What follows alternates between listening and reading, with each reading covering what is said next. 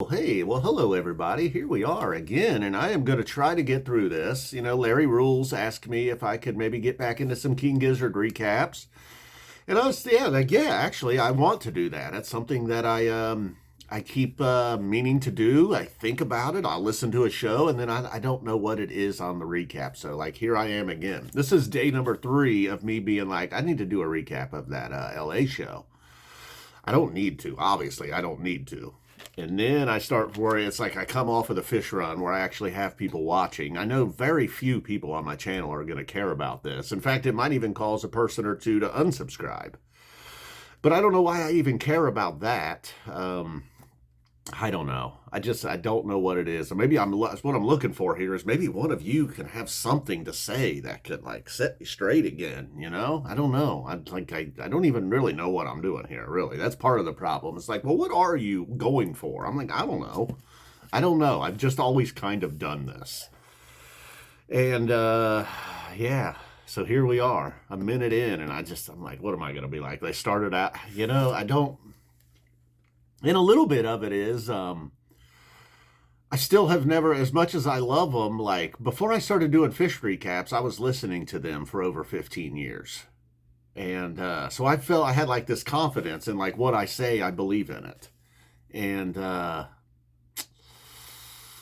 don't know if I believe in what I'm going to say about King Gizzard. Like I love them, but I don't know if I'm like, right, The fuck was that? I do know that the slow jam number 1 into this thing and Am I in Heaven was probably the highlight of the whole show. And then they started out, one thing I did like is normally if there's like a metal suite, you have your metal suite. You don't get metal and then into some jammy stuff and then back into the metal. And then maybe even like if you consider the Lord of Lightning metal, which I kind of do, kind of don't, Some songs, yes, others, I don't know. It's just sort of some King Gizzard hard rock metal. I don't know. Maybe it is metal. Self-Immolate, though, not a big fan of that song. So luckily we got into Dragon and Flamethrower. And then you get the microtonal suite in there, Straws in the Wind, One, Sleep Drifter, Nuclear Fusion, and probably, obvious, not probably, I don't know what the highlight, Sleep Drifter, Nuclear Fusion.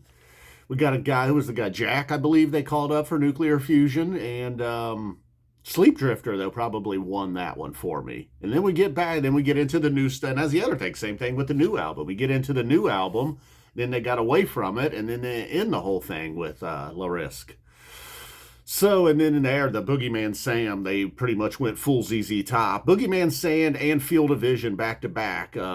Felt like maybe and I'd never have loved the new album totally. And then, although I had my friend John, who's huge into the band now, and he felt like Field of Vision has a very School of Rock sound to it. And I never noticed that before, but the moment I heard that, and even like before I even went back and listened, I started hearing it in my head. I was like, oh my God. And then hearing it, the robot stopped. That was probably the clearest the vocals have ever been on any Nonagon thing. It's like he made a point to make those vocals very clear on the robot stop. Big Fig Wasp, Game of Nice, then you get into Ice V, and they were, there was a little bit of teasing going on. At first I kept thinking I was hearing, I think I might have heard even maybe a little Mr. Beat in there. I thought there was I thought it was Ice Vultures, but really is what we were getting a tease of, I think, is the Lord of Lightning. And then the Lord of Lightning makes an appearance, the Balrog, and then La Risque's, the whole thing. So really, from beginning to end, other than the Self-Immolate, that coming off of the Am I in Heaven, I was like, oh no. But then they quickly got into Dragon Flamethrower. There's not a whole lot of songs that I don't like by them, but a live Self-Immolate was not hitting the spot. And then Antarctica, Daily Blues, Field of Vision. I could take them live, but I never, ever listened to that album anymore. And then Boogeyman Sam surprised me. Not that I dislike that song, but see, I don't know what the hell am I even saying, man? I like it all. You know what I mean? It's like, this is what I was kind of saying at the beginning. I don't know what it is. It's bothersome though. Because my thing is here on this channel, it's like, well, I just talk about stuff that I like, and I really like King Gizzard, but then I don't know what it is.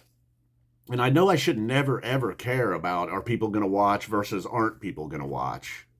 Who cares, really? You know, that should not matter. But then when I come off of a fish run where people actually do watch and care, more so than just the normal. Like I'll always have my loyal viewers that watch, but then even a lot of my most loyal viewers don't really like King Gizzard too. So that's another thing. I don't know what the hell it is, but that's all I know is this pretty much sucked. Larry rules. I'm sorry. I appreciate all the cool uploads that you provide for us. And King Gizzard fans, thank you for hanging in there if you made it this far, if you tried watching the video. But yes, obviously LA was an outstanding show. The slow jam, this thing, and then the combined Robot Stop and this thing. Those are like maybe arguably two of my very favorite songs from them. I love the jam bandy stuff as much as anything too. No table? No problem. All right, guys, boom, that's it. Sorry, I'm such a shitty reviewer. I love King Gizzard though. Ambi is the man.